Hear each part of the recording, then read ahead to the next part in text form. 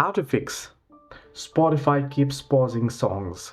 Well, hello everybody, welcome back into the channel. Does your Spotify keep stopping playing the songs while you're listening to it? Well, to fix Spotify pausing issues, you want to first try clearing the app's cache and restarting your device. So you can restart your device. On an iPhone, you don't get the option particularly to clear the cache, but you can head into settings and privacy here and data saving and offline and see any such option here. You can see clear cache option. You want to clear it. Then you want to restart your iPhone. If you're on Android, you can do it through the app or you can do it directly through the app settings. Either ways, once you have done so, you can restart your device and check if the issue is fixed. If the problem continues, you want to check your internet connection and download playlists for offline use.